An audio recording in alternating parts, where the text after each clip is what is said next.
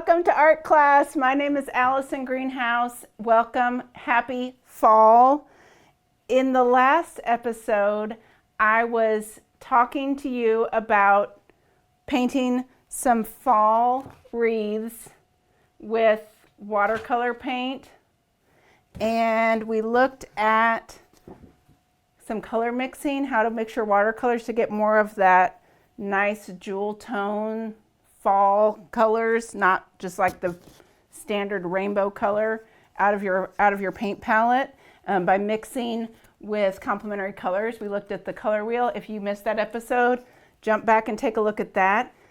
In this episode, we are going to add to some of these wreaths that we did last time, and I'm going to use markers.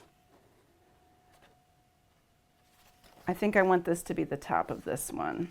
So a lot of you know, if you know Mrs. Greenhouse, I love hand lettering. It is one of my favorite things to do. I really love hand lettering with paintbrushes. It takes a lot of practice and a lot of time to learn that skill, but I'm going to teach you a trick for lettering. So if you have created this wreath and you want to write happy fall in it, right? I have printed out just some different fonts, different sizes, different fonts. And I'm going to cut this out. You're going to love this. This is so easy. I'm going to cut this out. Wait a minute. Maybe I want this one. This one's a little bigger. Not by much, but it's a little bigger. I'm going to cut this one out.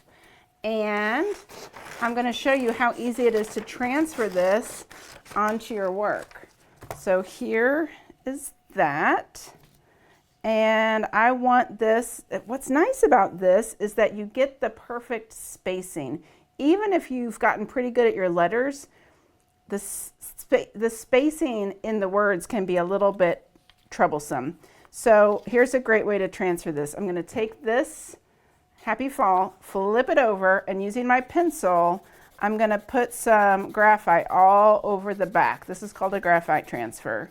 You can also use a piece of carbon paper. I use that a lot with my students because I find it's easier, takes less time than having to do this on the back. And you can buy that carbon paper really inexpensive from Amazon or, they probably have it.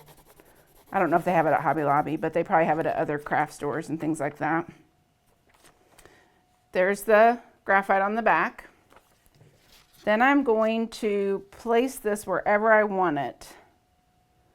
I'm going to put it there, but I'm going to turn it just a little bit. And I will take a piece of tape and using my pencil, I'm going to just draw in my letters. Now it's important to tape it down because if this moves at all, your letter spacing and placement will get messed up. You can also do this technique on chalkboards. Instead of putting the graphite on the back, you can rub the back of your paper with a piece of chalk and then do the same technique, and then when you take that off, the chalk letters are there, and you can use like a chalk marker or something to go over it. So there's my Happy Fall in pencil. Now I can choose to use any kind of marker or paint. I'm going to use a black Sharpie because that's what I brought with me today. If I was doing this at home, I would probably pick more of like a brown or, something more fall than black, but today I've got black Sharpie. So then I just go over each line using my Sharpie. This is fantastic. And you guys listen, this is not cheating. This is using your resources. If you want it to look more like the font that I printed out, it's a little thicker in some areas, so you can come back in some areas and thicken those up with your Sharpie also.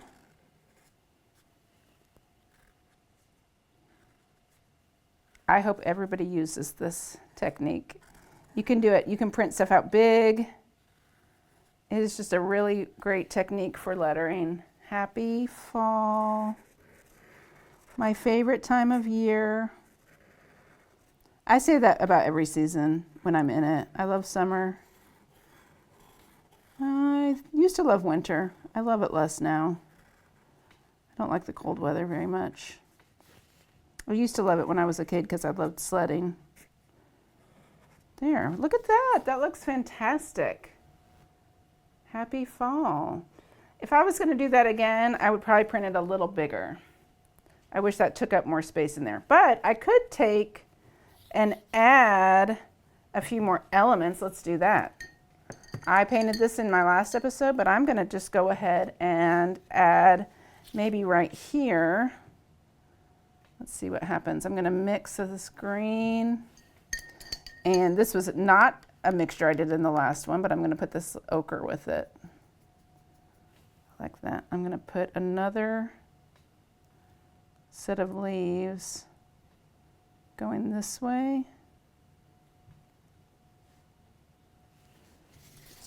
Just to fill up some of that space since my happy fall is so small.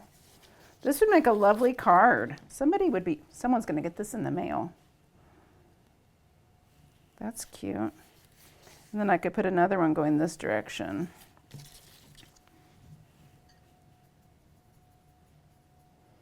Again, I'm using my Princeton snap brush. This is a size 6, and I am using my personal set of watercolor paints. These are Marie's. The brand is called Marie's, and they come in tubes, and I squeeze them into this tray, and then I tend to run out of certain colors faster than others, so that's what's kind of nice about using the tubes is you can refill the ones you need to. Well, that is just so cute. I could just keep going and do different kind of elements to fill this in. Take up a little bit of that space. There. Happy fall. It could say happy fall, y'all. Oh, that would be so cute. Okay, moving on. I could do this all day. We're going to now look at this one I painted last time, and we're going to add our marker work to this also. And I have Happy Halloween to go in this one.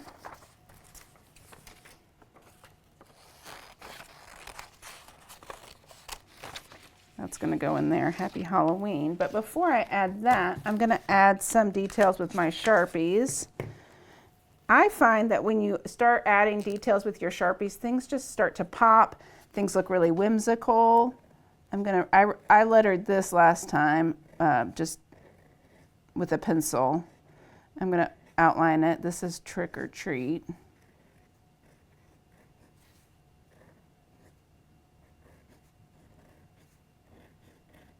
I'm using just a fine tip, ultra fine point Sharpie, Trick or Treat. And then this is a banner, so I want to outline the banner.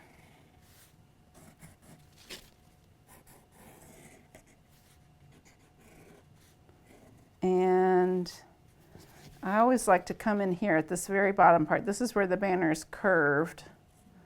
And I just add some lines in there to add some dimension or value. And then here, and then add that little line right there.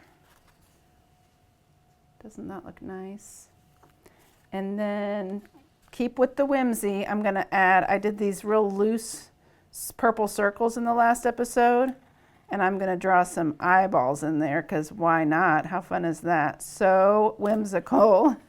If I had other colored markers, I could color in. I just brought black today, but that could be,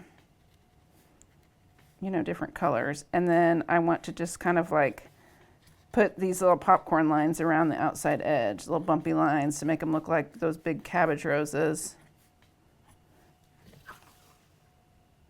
I could paint this. Let's see. I'm going to take my finest little brush, and then I want to do like bright green eyes.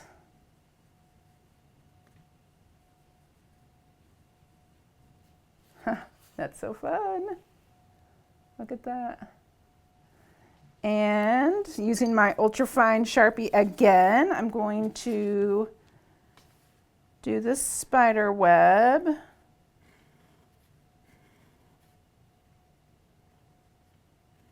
I don't know about you all, but I love Halloween decor. I don't know why. I might like it almost more than Christmas decor. Just something about how whimsical Halloween stuff can be. Maybe I just like orange and purple together and black. I don't know. But I really like it. There's my spider's web. And I might use my Sharpie to outline some of these leaves. I want to switch to my big Sharpie. I'm going to outline that one. I'm going to outline this one. Maybe some little whimsical lines on here. It's starting to come together.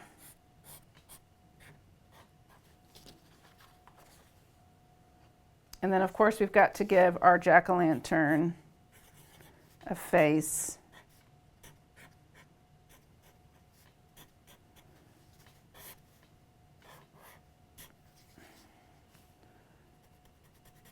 And then you can decide if you want to outline around your pumpkin or not. I'm going to add just a little bit of lines around him just to make him stand out a little bit.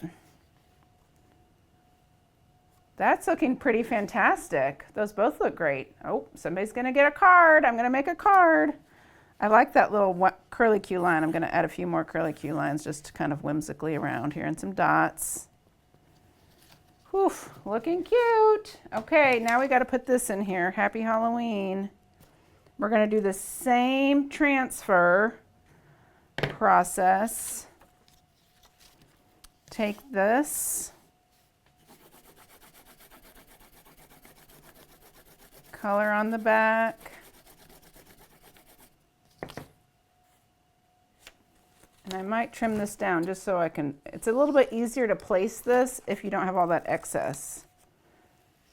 So you can really see right where you want it to go. I want mine to go right in the middle. I'm going to use a piece of tape to hold that in place. It's really important that you tape it down so that it doesn't move on you. And if you make it like a hinge, then you can keep checking it and make sure you're happy with how it's looking. But I'm just going to go over all my letters. Again, I probably should have made this a little bit bigger, but that's okay. Live and learn. Happy Halloween. I like this very cute typewriter font. I use this one a lot. You can also, when you're doing your computer work on this, you can spread your letters out. I should have also done that, like the spacing between the letters. I should have given myself a little bit more space. Okay, so it's all on there, and then I just take my Sharpie and go on top.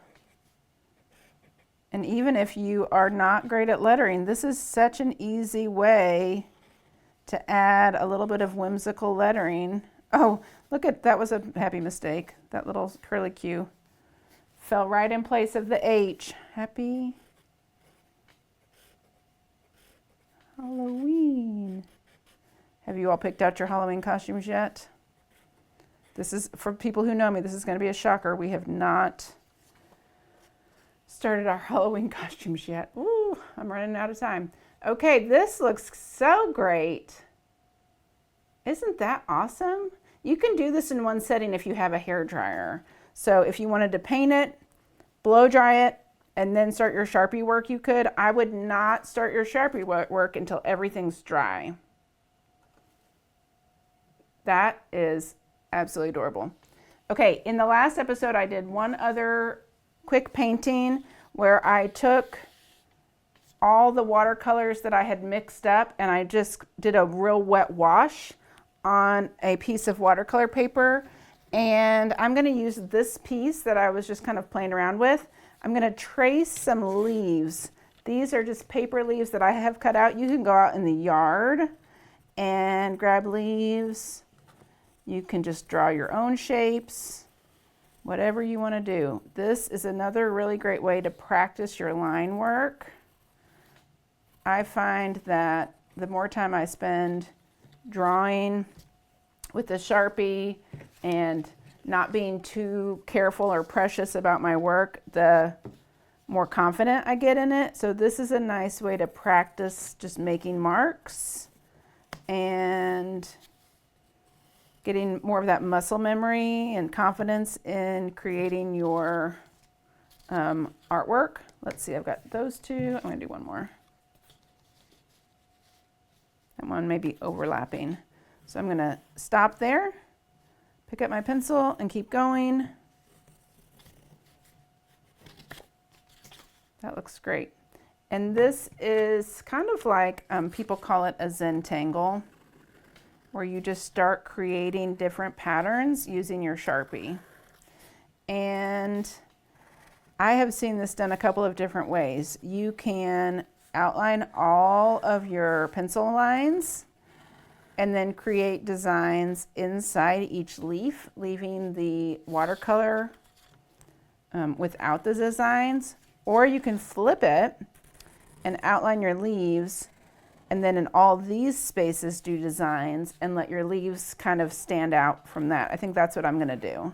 I think I'm going to outline my leaves, and I kind of like that I've left this white gap around the edge. That gives it a nice little bit of dimension. That was a happy accident. I did not intend for that to be like that, but I like the way it looks. And I've got that all outlined now. And then you just start with different kinds of lines or different kinds of patterns. So here in this section, maybe I will do some straight lines. And you can use a regular Sharpie, you can use a fine tip Sharpie. It would be really pretty with like a gold Sharpie on here. And this is the kind of thing that I like to do just to relax. Some people might say, this is not relaxing, Allison. This kind of stuff does not relax me. And I understand it does not relaxing for everybody. Maybe going for a 5-mile run relaxes you. That also does not relax me. So, you know, everyone finds their little piece of therapy in a different way. Art is mine. And I would maybe listen to a podcast or listen to some music while I did this. And I would just kind of get lost in the making of the art and not think about all the other 10,000 things that are on my plate. And also, if I know I'm making this for someone in particular, if I have someone in mind, if it's a birthday card or, you know, of course, like Mother's Day card, Father's Day card, if I'm making a piece of artwork for someone specifically, then while I'm working on it, I think about that person and I send them all the happy thoughts and, you know, just try to put energy towards them. So it's just a really nice way to relax, practice your art, you know, get better at creating a little bit more intentionally, I guess, you know. But also just kind of relaxing, enjoying things, not worrying too much about whether or not you make a mistake. There are all kinds of different Zentangle like idea sheets online, which is kind of fun to look at because then you can just start, you know, you don't even have to come up with your own ideas, just start copying other Zentangle ideas.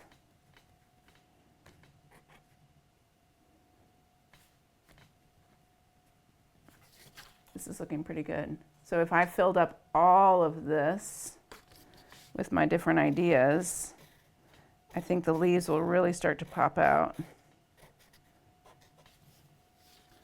It's also a fun project you can do with your kids. Like sit side by side and work together and just talk about the day. Like, how was your day? You know, something to do that's not screen related. Let's make some art together. Go outside and pick the leaves off the ground and then decide what to do with them. Kids will surprise you every time. I've been an art teacher for 20 years, and my students exceed my expectations of what I think they are capable of every day. I am always just totally shocked and amazed at what young people come up with when you give them the opportunity to make art. I like those bumpy lines. It's almost like fish scales.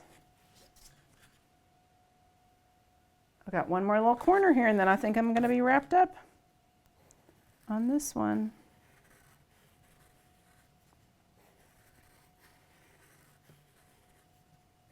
Oh, I've got another idea for your kids.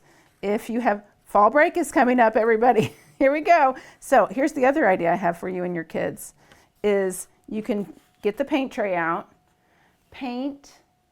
Okay, first of all, that turned out really cute. Little Zentangle leaves. Get the paint tray out, paint some orange practice pumpkins just all over the page. This is just all over the page, orange practice pumpkins. And then you and your kids, like you make one, each of your kids makes one, and then they use a black marker, and every face has to be different. Again, your kids will come up with the funnest ideas. I've been making pumpkin faces with kids for so many years. All my stuff's kind of the same.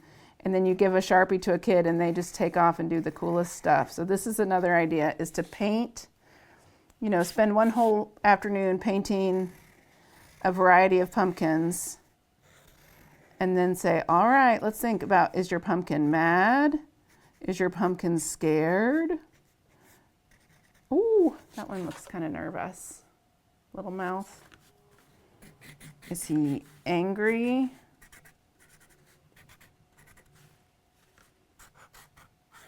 I've also done it before where I take like a plastic cup and we dip the plastic cup in orange paint, or you can use black paint or whatever, but orange is fun because it's the color of a pumpkin.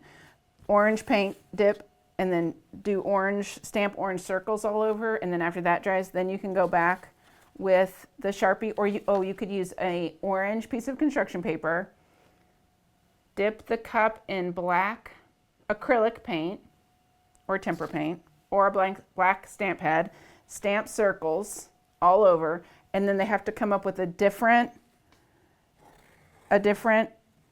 expression or face. Oh, this one looks kind of like I do right now. Ooh, tired. Teacher tired. That's so fun. So this is a great project for you and the kids over fall break. Let's see, what else have we talked about today? We talked about this Zentangle leaves. We added the marker to this one. I'm very pleased with this. I need to make a few more of these. We talked about using the transfer, that graphite transfer. Make sure you have a piece of tape on hand for that.